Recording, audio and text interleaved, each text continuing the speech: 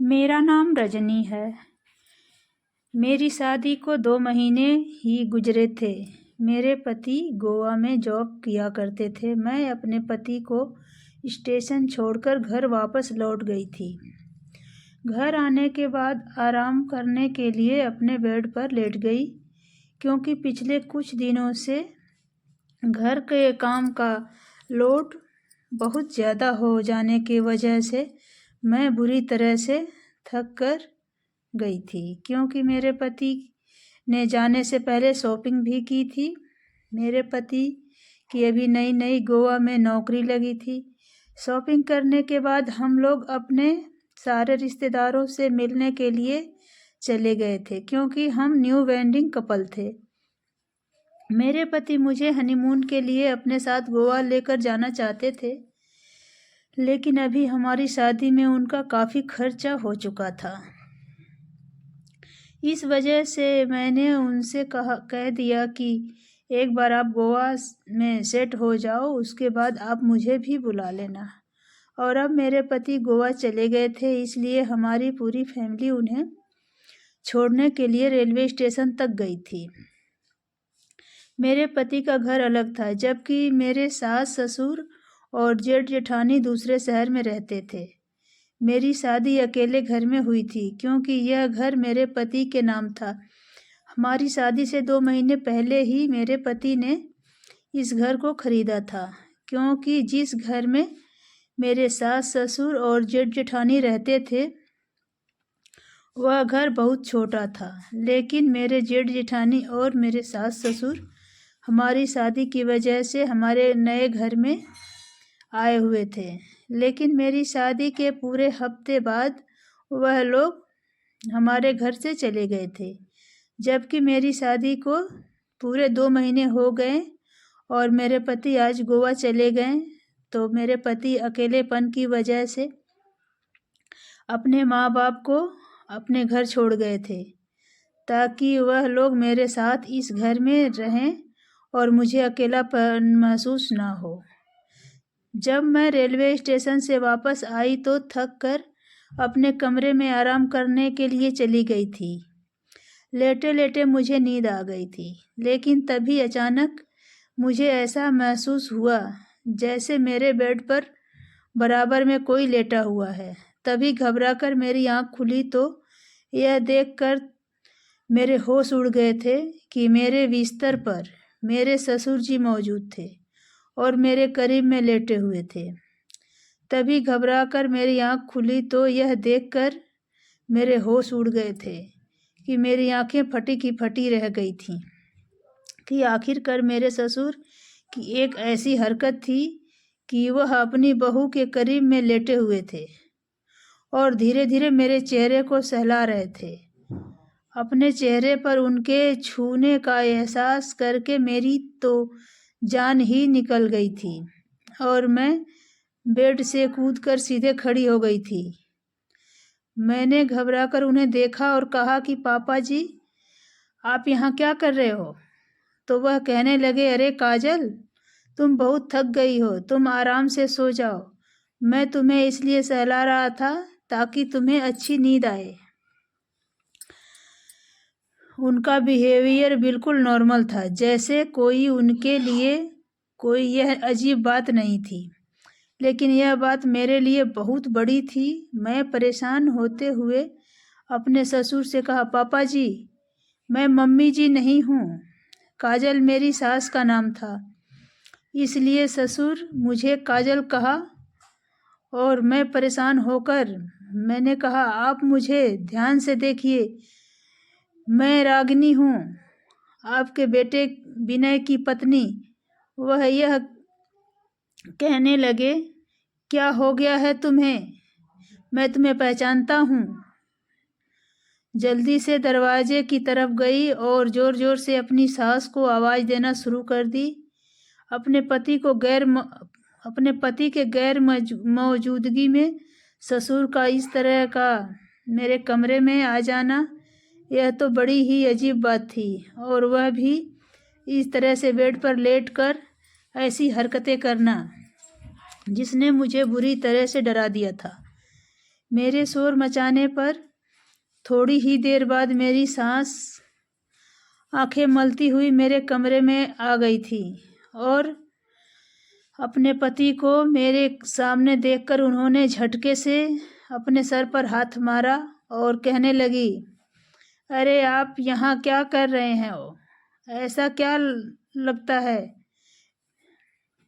ऐसा लगता है आप फिर से सब कुछ भूल गए हो। अपनी सास की बात सुनकर मैं बड़ी हैरान हो गई थी और मैं ससुर की तरफ देखने लगी। वह कभी मुझे देख रहे थे तो कभी अपनी पत्नी को, और फिर मम्मी जी ने बहुत शर्मिंदगी के साथ मुझे बड़ी अजीब सी बात बताई। मेरी सास कहने लगी, बहू तुम्हारे ससुर जी को भूलने की बीमारी है। यह बात तो सारा परिवार ही जानता है, शायद तुम्हें इस बारे में नहीं पता। मम्मी जी की बात ने मुझे बड़ा हैरान कर दिया था, क्योंकि सच में मुझे यह पता नहीं थी कि मेरे ससुर जी को भूलने की बीमारी है, और ना ही कभी किसी ने बताया। मेरे पति विनय ने भी मुझे इस बारे में नहीं बताया था। यह बात सुनकर मुझे कुछ तसल्ली हो गई थी कि चलो मेरे ससुर को भूलने की बीमारी है, इसलिए वह गलती से मेरे कमरे में आ गए थे और मुझे अपनी पत्नी समझ रहे थे। लेकिन मुझे बड़ी शर्म आ रही थी, लेकिन इसमें मेरी भी गलती थी क्योंकि मैं ही दरवाज़ा लॉक नहीं किया था। ऐसा इसलिए था क्योंकि इस घर में हम दोनों ही पति पत्नी अकेले रहते थे, इसलिए हमें कभी दरवाज़ा लॉक करने की ज़रूरत नहीं होती थी। घर का मेन गेट ही लॉक रहता था, हम रूम में को बंद नहीं करते थे।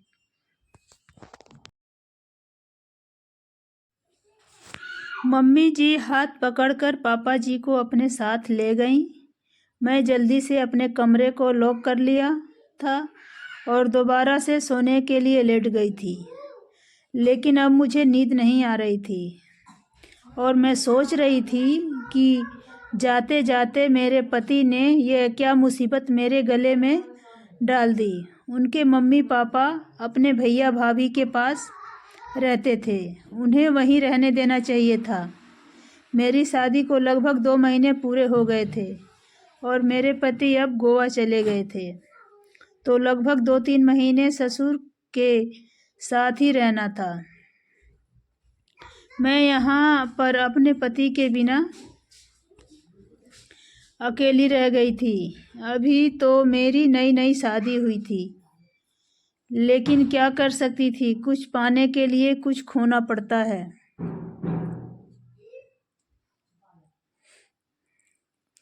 आखिरकार वह मेरी ख्वाहिश पूरी करने के लिए तो काम करने गोवा गए थे।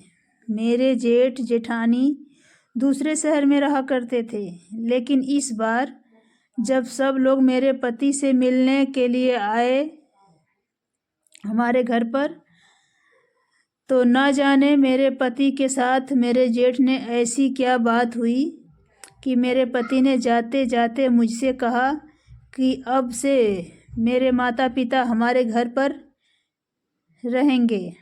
यह कहकर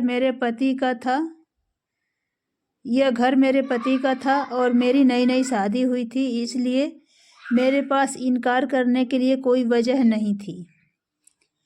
इतने सालों से तो सास ससुर अपने घर में अपने बहू बेटे के साथ रह रहे थे, और अब न जाने ऐसा क्या हुआ कि अपने छोटे बेटे के घर में रहने के लिए तैयार हो गए। और फिर मैंने सोचा कि मुझे भी तो सहारे की ज़रूरत है। अपने पति के जाने के बाद किस तरह से इस घर में अकेली रहूँगी। मेरे सास ससुर और जेठ जेठानी हमारे घर में रहते थे। उसे पूरे 1 हफ्ते तो मेरे सामने कोई ऐसी वैसी बात नहीं आई कि मेरे ससुर को भूलने की बीमारी है। लेकिन अब मेरे पति के जाते ही अब की बार मेरे ससुर हमारे घर आए तो मुझे यह बात बड़ी बुरी लगी कि मेरे ससुर को भूलने की बीमारी है, और अब मैं परेशान होकर रह गई थी। यह कैसे इंसान के साथ जिसको भूलने की बीमारी है उसके साथ इस घर में गुजारा करना बड़ा मुश्किल था। जिसे दौरा पड़ने पर अपने पत्नी याद नहीं रहती। सारी रात इसी तरह सोचते सोचते गुजर गई और सुबह के टाइम पर मैं किचन में नाश्ता बनाने के लिए गई तो मेरे ससुर जी किचन में आ गए थे और हाथ जोड़कर मेरे सामने खड़े हो गए। मैं बड़ी परेशानी से अपने ससुर को रोकने की और कहा कि क्या बात है पापा जी, आप ऐसे हाथ क्यों जोड़ रहे हो? बुद्धि के शब्दों में कहने लगे, मुझे माफ़ कर दो बहू, रात को मैं भूल गया था मेरा कमरा कौन सा है। मेरा दौरा पड़ना ख़त्म हुआ तब तुम्हारी मम्मी जी ने मुझे मेरी हरकत के बारे में बताया। मैं बहुत शर्मिंदा हूँ, मुझसे बहुत बड़ी गलती हो गई, प्लीज़ मुझे माफ़ कर दो। मेरे ससुर जी के चेहरे पर बहुत शर्मिंदगी थी। मैंने उनसे कहा कि कोई बात नहीं पापा जी, अगर मुझे बात पहले पता होती तो आपको भूलने की बीमारी है तो बात यहाँ तक नहीं पहुँचती। पापा जी हाथ जोड़कर कहने लगे कि बहू, अगर आगे से भी मुझसे कोई कभी गलती हो तो प्लीज़ मुझे माफ़ कर देना, मैं सच में अपनी गलती पर शर्मिंदा हूँ। मैंने कहा, अरे पापा जी, आप मेरे बड़े हो और आप काफ़ी माफ़ी क्यों मांग रहे हो? जो हुआ सो उसे भूल जाइए। मैंने कहा, आप बाहर जाइए, मैं आपके लिए चाय लेकर आती हूँ। बुरा तो मुझे भी बहुत लगा था, लेकिन पापा जी को शर्मिंदा देखकर मुझे एहसास हो गया कि वह बेचारे अपनी बीमारी की वजह से मजबूर हैं। मैं क्यों उनके बारे में गलत सोचूं? मैंने नाश्ता बनाया और उनके बाद हम सब लोग एक साथ नाश्ता करने के लिए टेबल पर बैठ गए थे। वह दिन मेरा बहुत अच्छा दिन गुजरा था, लेकिन कहीं ना कहीं मुझे अपने पति की कमी महसूस हो रही थी और अपने पति की बहुत याद आ रही थी। मेरे पति हर दूसरे तीसरे घंटे बाद मुझे कॉल करते थे। मेरे सास ससुर का बिहेवियर के बहुत अच्छे थे। मेरी सास भी मुझसे बहुत प्यार करती थी। हमारे दिन अच्छे गुजर रहे थे। सास ससुर का बिहेवियर बहुत हंसी मजाक वाला था, इसलिए मैं हमेशा हंसती रहती थी और मुझे यहाँ पर किसी तरह की कोई परेशानी नहीं थी। मेरे पति भी काफ़ी बेफिक्र हो गए थे और कहने लगे, इसलिए मैंने उन दोनों को तुम्हारे पास छोड़ा है ताकि तुम अकेलापन का शिकार ना हो। मेरे सास ससुर सारा दिन अपने कमरे में बिजी रहती थी। उन्हें किसी बात से कोई मतलब नहीं था, लेकिन घर के सारे काम मैं ही किया करती थी, इसलिए मैं घर के कामों में बिजी रहती थी और इसी तरह से मेरा दिन गुजर जाता था। गर्मियों के दिन में शाम के 5 बज रहे थे। मौसम बहुत अच्छा हो रहा था, इसलिए मैं छत पर चली गई। हवा खाने के लिए चली गई और शाम के टाइम गर्मी के इस मौसम में ठंडी ठंडी हवा बहुत अच्छी लग रही थी।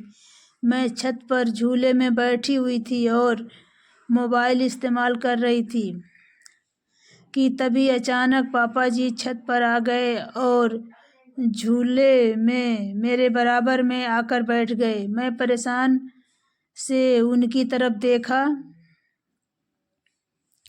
वह मुस्कुराकर मेरी तरफ देख रहे थे और फिर एकदम ही कहने लगे, यह तुम्हारे हाथ कितने खूबसूरत हैं, तुम बहुत ज़्यादा प्यारी हो, तुम अभी भी पहले जितनी ही सुंदर लगती हो, आज भी तुम्हारी खूबसूरती में कोई कमी नहीं आई। अपने ससुर के मुंह से ऐसी बातें सुनकर मुझे शर्म आने लगी और मैं उनके बराबर से उठने लगी तो उन्होंने मेरा हाथ पकड़कर अपनी तरफ खींच लिया और मुझे अपनी बाहों में भर लिया। उनकी यह हरकत देखकर मुझे बहुत गुस्सा आया था। मैंने कहा, पापा जी, क्या बदतमीजी है, आप यह क्या कर रहे हो? तो वह मुस्कुराते हुए कहने लगे, क्या हो गया काजल, तुम तो मेरी पत्नी हो, तुम्हारे साथ रोमांस नहीं करूँगा तो किसके साथ करूँगा। आज भी तुम्हारी खूबसूरती देखकर मैं पिघल जाता हूँ। उनकी बातें सुनकर मुझे अब समझ आ गया था कि वह फिर से अपनी याददाश्त भूल चुके हैं। उन्हें याद नहीं कि वह किसके साथ बैठे हैं। वह फिर से भूल गए कि मैं उनकी पत्नी काजल नहीं बल्कि उनके बेटे की पत्नी हूँ। मैं जल्दी से खुद को छुड़वाया और पापा जी से कहा कि आप होश में आइए, और होश में लाने के लिए मैं मम्मी और किस तरह से हाल होगा पापा जी का। तो दिन में कई बार ऐसे दौरे पड़ते थे। आखिर मैं कहाँ तक खुद को इनसे बचा सकती थी। वह तो मुझे हर बार मम्मी जी समझकर मेरे करीब आ जाया करते थे। मैंने सोचा कि मैं इस बार अपने पति से बात करूंगी। मैं विनय से कहूंगी कि अपनी मम्मी पापा को वापस अपने भैया भाभी के घर भेज दो, क्योंकि इस तरह से तो मैं बहुत ज़्यादा परेशान हो रही हूँ। और फिर अगले दिन जब विनय का फ़ोन आया तो मैंने उनसे इस बारे में बात करना चाहा, लेकिन इससे पहले कि मैं उनसे इस बारे में बात करती, मम्मी जी मेरे पास आ गईं और कहने लगीं कि बहू, अपने पापा जी की हरकत के बारे में तुम विनय को मत बताना। मेरी सास को पता था कि रोज़ शाम को 4 बजे मेरे पति का फ़ोन आता था, इसलिए वह 4 बजे मेरे कमरे में आ गई थी। उनके पीछे पीछे मेरे ससुर जी भी आ गए थे। कहने लगे, मुझे विनय से कुछ ज़रूरी बात करनी है। वह मेरे पति से फ़ोन पर बात करते हुए कमरे से बाहर निकल गई, और काफ़ी देर बाद जब पापा जी वापस लौटे तो विनय का कॉल कट चुकी थी। मुझे विनय से बात करने का मौका भी नहीं मिला था। मैंने पापा जी से कहा कि अभी तो मैं बात भी नहीं की थी, आपने फ़ोन क्यों काट दिया। तो वह कहने लगे, बहू, विनय को कोई एक इम्पोर्टेंट मीटिंग में जाना था, इसलिए उसने कहा कि रात में के टाइम वह कॉल करेगा। वह खुद ही रात को फ़ोन कर लेगा, तब तुम विनय से बात कर लेना। लेकिन फिर सारी रात मैंने विनय के कॉल का इंतज़ार किया। विनय की कोई कॉल नहीं आई थी। दोपहर के टाइम पर हॉल में बैठी हुई टीवी देख रही थी मैं, और मेरे करीब में मेरी सास बैठी हुई थी, टीवी देख रही थी। मेरी सास कहने लगी, बहू, तुमने अपने पापा जी की हरकतें के बारे में विनय से तो कोई बात नहीं की। उसको प्लीज़ इस बारे में कुछ मत बताना, वरना वह बेचारा अपनी इतनी दूर टेंशन में हो जाएगा। वैसे मैं तुम्हारे पापा जी को टाइम से दवाई दे रही हूँ। तुम्हारे पापा जी जल्दी से ठीक हो जाएंगे। लेकिन अगर इस बारे में विनय को पता चल गया कि दोबारा से मम्मी जी की तरफ देखा, तो वह कहने लगी कि बहू, तुम्हें पता है कि हम कितने सालों से अपने बड़े बेटे और बहू के साथ रह रहे थे। दरअसल तुम्हारे जेठ और जेठानी ने पसंद से शादी की थी, इसलिए तुम्हारे पापा जी को उन दोनों का रिश्ता पसंद नहीं है। हम अपने घर उस घर में मजबूरी में रह रहे थे। जब विनय ने हमसे अपने घर में रहने के लिए कहा तो हम बहुत खुश हो गए थे, क्योंकि हमारे बड़े बेटे की पत्नी हम दोनों पति पत्नी को बहुत परेशान करती थी। वह बहुत चालाक औरत है। उसने हमारे बेटे को अपने प्यार के झांसे में फंसा लिया है, और हमारे बेटे को हमारे से खिलाफ भड़काती रहती है। हमसे बहुत लड़ाई झगड़ा करती है, और मुझे तो घर के सारे काम करवाती थी। लेकिन बहू, तुम बिल्कुल अलग हो। तुम अपनी जेठानी के जैसी नहीं हो। मुझे तुम्हारे जैसी ही बहू चाहिए थी, अपने बड़े बेटे के लिए भी ऐसी ही बहू चाहिए थी। बस घर की ही टेंशन की वजह से तुम्हारे पापा जी एक दिन सीढ़ियों से गिर गए थे और उनके सिर पर बहुत गहरी चोट आई थी। तभी से उन्हें भूलने की बीमारी लग गई है। तो विनय ने हमें अपने घर में रखने का फैसला कर लिया और उस हादसे के बाद से तुम्हारे पापा जी की दवाइयों का खर्चा भी विनय ही उठा रहा है। और अब यहाँ आकर हमें बहुत सुकून मिला है।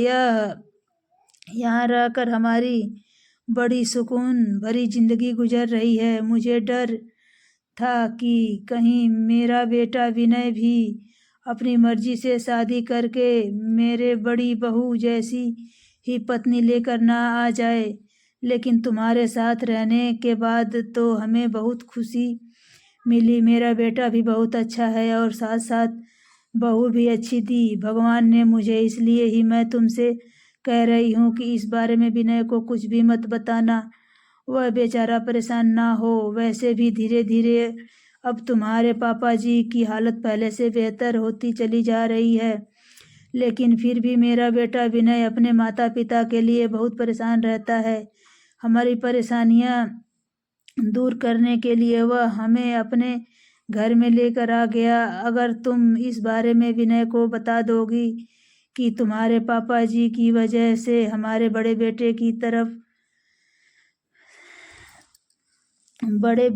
तरह हमें परेशान होकर हमें बेसहारा कर देगा, क्योंकि हमारे छोटे बेटे के अलावा कोई हमारा सहारा नहीं। बड़ा बेटा तो पहले ही घर से निकाल चुका है, अब छोटे बेटे के घर में भी अगर निकल जाएंगे तो हम फिर कहाँ जाएंगे। हम पर रहम खाओ बहू, हम बूढ़े पति पत्नी इस बुढ़ापे में कहाँ जाएंगे। अपना सर छुपाने के लिए मम्मी जी की बातें सुनकर मेरा दिल दुखने लगा था। मेरे जेठ जेठानी आखिर मेरे सास ससुर के साथ इतना गलत करते थे, मुझे उनसे ऐसी उम्मीद नहीं थी। मुझे पापा जी से हमदर्दी महसूस हुई, जो अपनी बहू बेटे के मुंह मोड़ने की वजह से इस कदर मुश्किल में आ गए थे कि वह बेचारे अपने ही घर से निकल गए थे। अगर वह लोग अपने माता पिता को इज्जत और सम्मान देते तो यह सब कुछ नहीं होता। आखिर माता पिता का सहारा उनकी औलाद ही बनती है। मैं अपने सास ससुर का दर्द समझ सकती थी, क्योंकि मेरे माता पिता भी मुझे इस दुनिया में छोड़कर जा चुके थे। लेकिन एक बात परेशान कर रही थी कि पापा जी अपनी पत्नी के मामले में ही याददाश्त खो बैठते हैं। बाकी सारी बातें उन्हें तो बड़े अच्छे से तरीके से याद रहती हैं। कई बार मैंने उन्हें आजमा कर देख लिया था। कई बार तो मैं जानबूझकर उनकी पर्सनल चीज छुपा दी थी कि शायद उन्हें अपनी ऐसी चीज याद नहीं होगी, लेकिन वह बिल्कुल मामूली सी चीज होती थी। इसके बावजूद भी उन्हें अपनी छोटी से छोटी चीज याद आ जाती थी।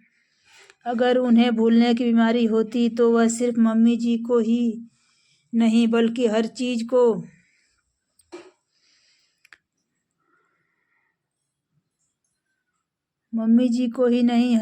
को भूल जाते। कभी कभी तो मुझे ऐसा लगता था कि जैसे उनको भूलने का दौरा नहीं पड़ता, बल्कि वह जानबूझकर ऐसा कर रहे हैं। लेकिन अगर ऐसा ही था तो कभी भी एक पत्नी हरगिज बर्दाश्त नहीं कर सकती थी कि उसका पति किसी दूसरी औरत के पास जाए। और अगर मेरे ससुर यह हरकत जानबूझकर करते थे तो ज़रूर मेरी सास भी उनकी साइड नहीं लेती। बस यही सोचकर मैं अपने दिल को हर बार समझा लिया करती थी। मेरे कमरे का दरवाज़ा भी मैं लॉक करके सोती थी और सारा दिन मैं यही कोशिश करती थी कि मैं अपने ससुर जी का सामना ना करूं। एक दिन दोपहर के टाइम पर मैं दरवाजे को लॉक करने लगी तो देखा कि दरवाजे का लॉक टूटा हुआ है। मैं परेशान हो गई थी, क्योंकि आज सुबह तक तो दरवाज़ा का लॉक बिल्कुल ठीक था। मैं दोपहर में भी जब कभी सोती थी तो कमरे को लॉक करके सोती थी। इसका मतलब कमरे का लॉक आज ही खराब हुआ है। लेकिन आज फिर भी मैं किसी तरह दरवाजे को अच्छी तरह से बंद कर लिया था, मगर न जाने दरवाज़ा भी किस तरह से खराब हो गया। मैं बहुत परेशान हो गई थी और इस तरह से खुले कमरे में अपने बिस्तर पर सोने के लिए लेट गई। लेकिन दरवाजे के टेंशन की वजह से मुझे नींद नहीं आई, इसलिए मैं अपने कामों में लग गई थी। उसके बाद जब रात हुई तो मैं सोने के लिए अपने कमरे में चली गई। रात के 3 बज गए थे और टेंशन की वजह से मुझे नींद नहीं आ रही थी। लेकिन फिर पता नहीं कब मुझे नींद आ गई। जब मेरी आँख खुली तो यह देखकर मेरे होश उड़ गए, क्योंकि मेरे बेड पर मेरे पति की जगह मेरे पापा जी मौजूद थे। यह बात तो मेरे बर्दाश्त के बाहर हो गई थी। मैं अचानक उतर खड़ी हो गई और मैंने पापा जी को जगाया तो वह नींद से उठे और काजल काजल कहते हुए मुझे अपने करीब खींच लिया और मुझे अपने गले लगाने की कोशिश करने लगे। वह मेरे पिता समान थे। आखिरकार उनकी ऐसी हरकतें जब मेरे लिए बर्दाश्त से बाहर होती चली जा रही थी, मैंने उनसे खुद को छुड़ाने की बहुत कोशिश की। लेकिन तभी लगभग सुबह के 6:15 बजे टाइम होगा, तभी मेरे पति विनय कमरे में अंदर दाखिल हो गए। मेरे पति पूरे 3 महीने बाद अपने घर को, वह भी सुबह के इस टाइम, उनको इस तरह से अचानक देखकर मेरे होश उड़ गए थे और मैं भी बड़े बुरे हाल में थी, क्योंकि मैं नाइट ड्रेस पहनी हुई थी और मेरे ससुर जी मेरे साथ मेरे कमरे में बेड पर मौजूद थे। उस टाइम पापा जी मुझे गले लगाने की कोशिश कर रहे थे। पापा जी की हालत बिल्कुल ऐसी हो रही थी कि कहने लगे, मुझे यकीन नहीं आ रहा कि मेरी पत्नी इतनी कैरेक्टरलेस है। मेरी गैर मौजूदगी में तुम मेरे पापा के साथ कमरे में इस हालत में मौजूद हो।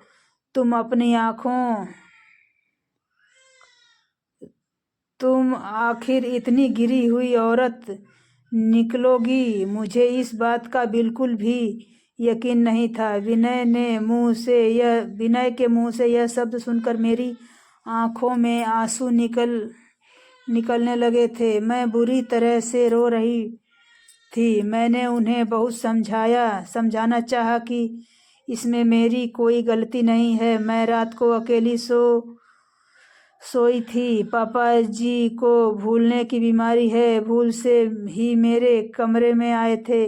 मैंने पलटकर पापा जी को तरफ देखा तो वह सच बता देंगे।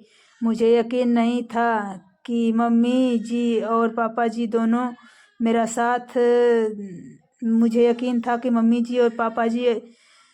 साथ देंगे, मगर मुझ पर तो आसमान टूट पड़ा था। मुझे नहीं पता था कि यह दोनों गिरगिट की तरह रंग बदल देंगे। जब मेरी सास ने रोते हुए विनय को बताया कि बेटा, मैं तो तुमसे पहले ही कह रही थी कि तुम्हारी पत्नी कैरेक्टरलेस है, इसकी अदाएं बहुत बुरी हैं। मैं तुम्हें कितने दिनों से कह रही थी कि तुम्हारी पत्नी अपने ससुर पर डोरे डाल रही है, अपनी अदाओं से तुम्हारे पापा जी को बहकाने की कोशिश कर रही है। तेरे बिना इसका गुजारा नहीं हो रहा था, इसलिए जानबूझकर ऐसी हरकतें कर रही थी। तेरे पापा जी तो कितने सीधे साधे इंसान हैं, लेकिन यह तेरे पापा जी को अपनी अदाओं के जाल में फंसा रही है। गलती तेरे पापा जी की नहीं बल्कि तेरे पत्नी की है। यह औरत ही खराब है। यह कहकर मम्मी जी जोर जोर से रोने लगीं और मैं उन्हें बड़ी हैरानी और बड़े गौर से देख रही थी कि वह इतनी सफाई से झूठ बोल रही हैं कि मुंह से एक शब्द भी नहीं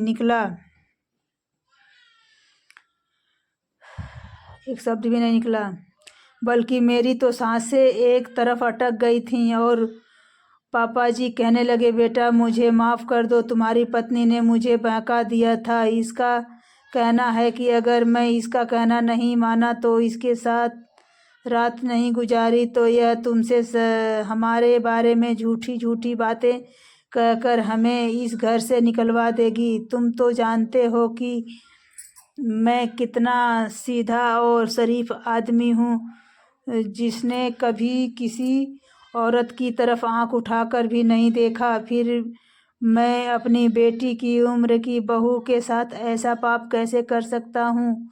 अपने हालात से मजबूर होकर मैंने बहू की बात मान ली, क्योंकि इस बुढ़ापे में मैं तुम्हारी बीमार माँ और खुद को बेसहारा करके दर दर की ठोकरें नहीं खा सकता। मैं तुम्हारी पत्नी की बात मानने पर मजबूर हो गया था। बेटा, अपने पापा जी को की ऐसी बातें सुनकर विनय का चेहरा गुस्से से लाल हो गया था। वह पापा जी से कुछ कह भी नहीं सका और मेरे करीब आए और मेरा हाथ पकड़कर कहने लगे, अच्छा तो तुम मेरे पीछे यह सब कुछ कर रही हो, मेरा भरोसा तोड़ रही हो और मेरे माता पिता को भी ना जाने किस किस के साथ यह खेल रचा रही हो, जो तुम्हारी हवस पूरी नहीं हो रही है। और तुमने मेरे सीधे से साधे पापा जी को अपनी हवस का निशाना बना लिया। मेरे पति कहने लगे कि पिछले 2 महीने से मम्मी जी मुझ रोज़ रोज़ फ़ोन कर कर तुम्हारी हरकतों के बारे में मुझे बता रही है। उन्हें तुम्हारी कुछ फ़ोटो भी भेजी है, लेकिन फिर भी मैंने मम्मी जी की किसी बात पर यकीन नहीं किया, क्योंकि मुझे तुम पर बहुत भरोसा था। तुम्हारे प्यार की खातिर मैंने क्या कुछ नहीं किया और तुमने क्या किया, यह सिला दिया मुझे मेरी मोहब्बत का। मगर आज अपनी आंखों से सब कुछ देखकर मेरी आंखें खुल गई। मम्मी जी के बार बार कहने पर भी मैं यहाँ आ गया। अगर नहीं आता तो कभी मम्मी जी की बातों पर यकीन नहीं कर सकता। अब सब कुछ मेरी आंखों के सामने है। चलो मेरे घर से निकल जाओ, अब मेरा तुमसे कोई वास्ता नहीं। मैं अपने पति के पैरों में गिर गई और उनसे कहने लगी कि एक बार मेरी बात सुन लो। तुम तो जानते हो कि तुम्हारे पापा जी को भूलने की बीमारी है और इसी बीमारी की वजह से मेरे कमरे में आ जाते हैं और मुझे मम्मी जी समझते हैं। और आज रात भी कुछ ऐसा ही हुआ। मैं नहीं जानती मम्मी जी ने तुमसे क्या कुछ कहा, लेकिन प्लीज़ मेरी बात का यकीन करो। मैं कैरेक्टर लेस नहीं हूँ। मैं तुम्हारे पापा जी को अपने पिता समान समझती हूँ। भला उनके साथ ऐसा कुछ क्यों करूँगी। विनय ने कहा, मुझे कुछ नहीं सुनना। अब कुछ भी सुनने के लिए कुछ बाकी नहीं बचा। मैंने कहा, भगवान के लिए ऐसा मत करो, मेरा घर बर्बाद हो जाएगा। मैंने मम्मी जी और पापा जी से भी कहा कि आप दोनों की वजह से मेरा घर बर्बाद हो जाएगा। प्लीज़ विनय को सब कुछ सच सच बता दो। लेकिन उन दोनों ने एक शब्द भी अपने मुंह से नहीं कहा। मम्मी जी तो ओवर एक्टिंग कर रही थी। मम्मी जी का कहना था कि मैं उनके पति को बहकाकर अपनी अदाओं के जाल में फंसा लिया है और कैरेक्टरलेस औरत हूँ जो अपने पति को धोखा दे रही हूँ। मुझे धक्का मारकर घर से बाहर फेंक दिया और मैं जाकर गिरी और बेहोश हो गई। जब मेरी आँख खुली तो मैं अपने आप को अस्पताल में पाया और मेरी विधवा दीदी मेरे सामने मेरे पास बैठी हुई थी। मेरी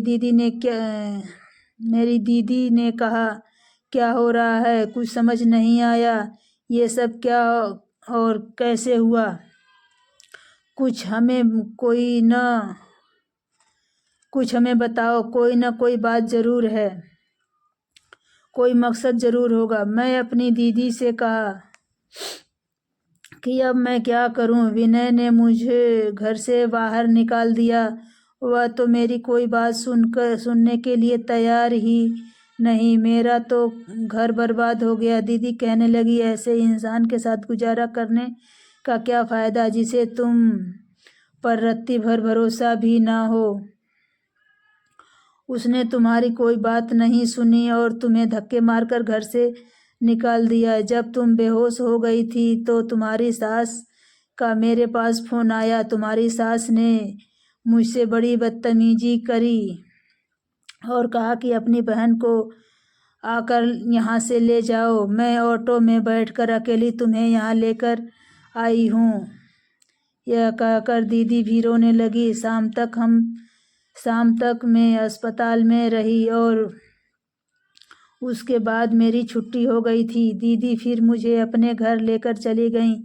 लगभग 1 हफ्ते बाद विनय ने हमारे घर पर डिवोर्स का पेपर भिजवा दिए थे, जिसे मैंने भी साइन कर दिए थे। मुझे भी ऐसे इंसान के साथ बिल्कुल नहीं रहना था जो मेरी बात सुनने के लिए भी बिल्कुल तैयार नहीं था और मुझ पर भरोसा भी नहीं कर रहा था। लेकिन मैं यह ज़रूर जानना चाहती थी कि मेरी सास ससुर ने मेरे साथ ऐसा क्यों किया था। यह सब जानने के लिए मैंने अपने स्कूल की एक फ्रेंड को बुलाया। जब उसने मेरे डिवोर्स के बारे में पता चला तो उसने मेरी शुरू से लेकर एंड तक सारी कहानी सुनी। मैंने उसे हेल्प मांगी कि वह मेरी ससुराल जाकर इस सच्चाई का पता लगा कर आए। वह मेरी मदद करने के लिए तैयार हो गई थी और अगले ही दिन वह मेरी ससुराल नौकरानी बनकर पहुंच गई और उसने कहा कि मुझे काम पर रख लो, मुझे काम की बहुत ज़रूरत है। मैं घर के सारा काम करूंगी। जब मैं उस घर में रहती थी तब घर के सारे काम मैं ही किया करती थी।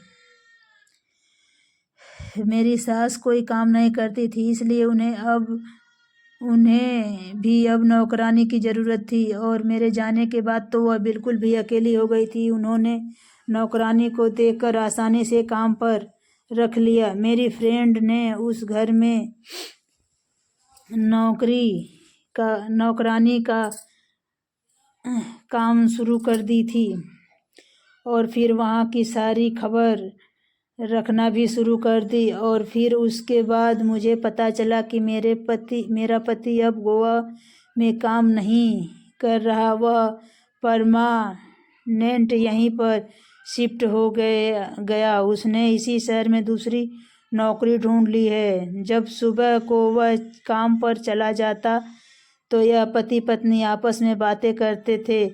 मेरी फ्रेंड ने भी मेरी सास का भरोसा अच्छी तरह से जीत लिया था। मेरी फ्रेंड को वहाँ पर काम करते हुए लगभग 20 दिन गुजर गए थे। मेरी फ्रेंड ने मेरे सास ससुर के बीच होने वाली सारी बातें सुन ली थी और उसे समझ आ गया था कि मेरे साथ इतना बड़ा जुल्म क्यों किया गया। दरअसल बात यह थी कि मेरे जेठ जेठानी ने भी लव मैरिज की थी।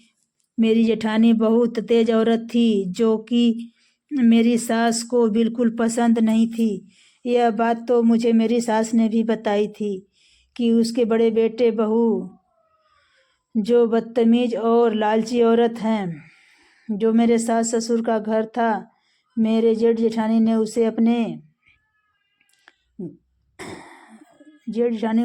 उस घर में ही शादी करके ले आए थे। कुछ दिन रहने के बाद उसकी पत्नी ने अपने सास ससुर को तंग करना शुरू कर दिया और मेरे जेठानी सास ससुर पर बहुत ज़्यादा जुल्म करने लगी, जिस पर मेरे जेठ भी कुछ नहीं कहते थे। मेरे पति का काम तो बिल्कुल अलग था, इसलिए वह इस शहर में रहकर काम करते थे और उन्होंने अपनी मेहनत की कमाई से एक घर भी अलग से ले लिया था, जिस घर में मैं शादी करके आई थी। उसके बाद वह गोवा काम करने के लिए चले गए थे। जब यह बात मेरी जेठानी को पता चला कि मेरा पति बहुत तरक्की पर है तो उसने ज़बरदस्ती मेरे सास ससुर को हमारे घर भेज दिया और सास ससुर से कहा कि किसी न किसी तरह से अपने छोटे बेटे के घर चले जाओ, उसको बातों में लेकर किसी तरह से उसकी पत्नी को उसके घर से निकलवा दो और उसके बाद हम दोनों को वहाँ बुलाओ। अगर तुमने ऐसा नहीं किया तो मैं तुम लोगों पर इल्ज़ाम लगाकर सारी दुनिया में बेइज्जत कर दूंगी। मेरे सास ससुर को इस बात का डर था और उन्होंने इसलिए मेरे साथ यह सब कुछ किया। और मेरी जेठानी का मकसद था कि मेरे घर से निकलने के बाद वह दोनों पति पत्नी किसी तरह से मेरे घर में आ जाएं और मेरे पति को बातों में लेकर इस घर को भी अपने नाम करवा लें। मेरे जेठ जेठानी दोनों ही बहुत लालची हो गए थे। उन्होंने उस घर को तो अपने कब्जे में कर लिया था, अब इस घर को भी अपने कब्जे में करना चाहते थे। लेकिन उन्हें यह नहीं पता कि किसी की चीज़ इस तरह से अपने नाम करवा लेना इतना आसान बात नहीं होती। उन्होंने मेरे घर को बर्बाद कर दिया, लेकिन मुझे यकीन था कि एक न एक दिन उनकी सच्चाई खुलकर मेरे पति के सामने ज़रूर आएगी।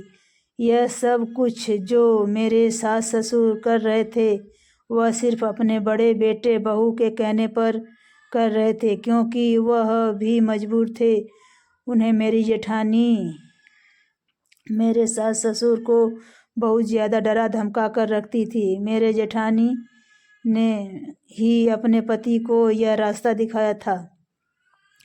उसके बाद उसने सब प्लान बनाया कि वह मेरे सास ससुर को इस काम के लिए आगे करेंगे ताकि उन पर कोई इल्ज़ाम ना आ सके। उन लोगों को पता था कि मेरे पति की गैर मौजूदगी में सारे काम आसानी से हो सकते हैं और वह लोग अपने मकसद में कामयाब हो जाएंगे। उन लोगों का इरादा था कि वह मेरे अकेलेपन का फ़ायदा उठाएंगे और मेरी कमज़ोरी के ज़रिए मुझे काबू करेंगे और फिर मुझे ब्लैकमेल करके मेरे घर के पेपर मुझसे हासिल कर लेंगे। लेकिन मेरे सास ससुर ने यह सब कुछ मेरे पति को दिखा दिया ताकि मेरा पति खुद मुझे इस घर से निकाल दे और उनके बेटे का घर बच सके। उन्होंने मकान तो बचा लिया, लेकिन मेरा घर उजाड़ दिया। उन लोगों को चाहिए था कि वह खामोशी से मुझे सारी बात बता देते तो मैं इस बात का हल निकाल लेती। मैं अपनी जेठ जेठानी को अपने पति के थ्रू ठीक करवा देती, लेकिन उन लोगों ने अपनी जाल में मुझे फंसा लिया। मेरी सास ने जानबूझकर अपने पति को बीमार साबित किया और मैं इतनी बेवकूफ़ थी कि मैं उन लोगों की बातों में आ गई। मेरे ससुर सच में बहुत शरीफ इंसान है, लेकिन उन्होंने अपने बहू बेटे के कहने पर जो भी किया वह गलत था। वह लोग कितना भी मजबूर थे, लेकिन अपनी मजबूरी की वजह से उन्होंने मेरी ज़िंदगी तबाह कर दी थी। बल्कि अपने बड़ी बहू के कहने पर उन्होंने छोटी बहू को कैरेक्टरलेस साबित करवा दिया था। और हैरत की बात तो यह थी कि मेरी सास ने किस तरह से अपने पति को मेरे करीब भेजा था। कभी कभी तो मेरी सास मौका देखकर मेरी और मेरे ससुर की वीडियो बनाकर मेरे पति को और जेठानी को भेजती थी ताकि आने वाले टाइम में मेरी जेठानी मुझे ब्लैकमेल कर सके। लेकिन मेरी सास ने अपने छोटे बेटे का मकान बचाने के लिए मेरी यह वीडियो मेरे पति विनय को भी भेज दी थी ताकि विनय यह सब कुछ अपनी आँखों से देखने के लिए घर आ जाए और मुझे घर से निकालने यहाँ पर मेरे सास ससुर ने समझदारी दिखाई, क्योंकि उन्हें अपने छोटे बेटे का मकान बचाना था। मेरी जेठानी और जेठ ने मेरे सास ससुर से कहा कि इस बारे में विनय को कुछ पता नहीं चलना चाहिए, क्योंकि वह यह सारे सबूत इकट्ठा करके मुझे ब्लैकमेल करना चाहते थे। लेकिन मौका देखकर मेरे सास ससुर ने मेरे पति को सब कुछ बता दिया और इस तरह से उन्होंने अपने बेटे का मकान को बचा लिया। लेकिन अब मेरा भरोसा भी अपने पति से उठ गया था। मैं अब दोबारा अपने पति के साथ पास नहीं जाना चाहती थी। सच्चाई कभी छुपी नहीं रहती। मुझे पता है कि एक न एक दिन मेरा पति मेरे पास ज़रूर आएगा मुझसे माफ़ी मांगने के लिए। मेरे दोस्त ने सारी बातें सुनकर मुझे बता दी थी। मेरे सास ससुर रो रहे थे और कह रहे थे कि हमने बहू के साथ बहुत गलत किया था। बड़ी बहू के चक्कर में छोटी बहू, जो कि बहुत अच्छी थी और हमारी इज्जत किया करती थी, हमने उसको बेइज्जत करवा दिया। मेरी सास ससुर को अपने गलती पर अफसोस बहुत हो रहा था। उनके कुछ दिनों बाद ही मेरे सास ससुरा ने अपने बेटे विनय को सारी सच्चाई बता दिया कि किस तरह से उनके बड़े भैया भाभी उनके माता पिता को तंग किया करते थे और किस तरह से उन्होंने ऐसा प्लान बनाया था। फिर कुछ दिन बाद वही हुआ जो मैंने सोचा था। मेरे पति पूरे 1 महीने बाद हमारे घर आए मुझसे माफ़ी मांगने के लिए, जबकि वह मुझे डिवोर्स दे चुके थे और मैं भी डिवोर्स पेपर पर साइन करके उनके घर पर भिजवा दिए थे। मैंने अपने पति से कोई बात नहीं की। मेरी दीदी ने बात की थी। उन्होंने कह दिया, जिस मकसद से तुम हमारे घर पर आए हो वह मकसद कभी पूरा नहीं होगा। अब तुम दोनों का रिश्ता खत्म हो चुका है। मेरे पति ने बहुत माफ़ी मांगी क्योंकि उन्हें उनके माता पिता ने सब कुछ बता दिया था। इसी वजह से उन्हें यकीन आ गया था कि उनकी पत्नी में कोई गलती नहीं। मेरे पति ने पुलिस भिजवाकर अपने भैया भाभी पर माता पिता को तंग करने का आरोप लगाया और मेरे सास ससुर ने भी पुलिस को सारी सच्चाई बता दी।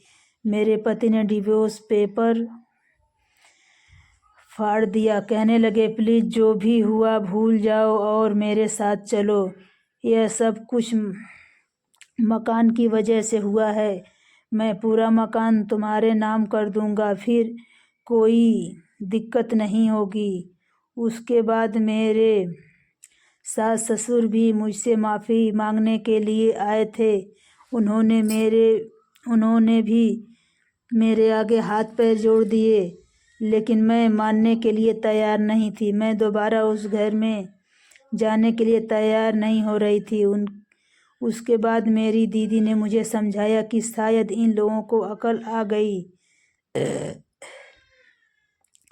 अभी लोग ऐसे कोई गलती नहीं करेंगे और तुम्हारा पति जैसे तुम पर पहले भरोसा नहीं करता था, आज वह तुम्हारे लिए अपना मकान तुम्हारे नाम कर रहा है। इससे बड़ी कोई बात तुम खामोशी से चली जाओ। अपनी दीदी के कहने पर मैं चली आई थी। मेरे जेठ जेठानी को तो पुलिस ने ठीक कर दिया और मेरे पति ने उनसे अपने माता पिता का घर भी खाली करवा लिया था। इसी शहर में नौकरी करने लगे। अब वह मुझे अकेला छोड़कर कहीं नहीं जाते। अब सब कुछ ठीक हो गया है। मेरी फ्रेंड ने भी मेरी ससुराल में नौकरी करना छोड़ दिया है।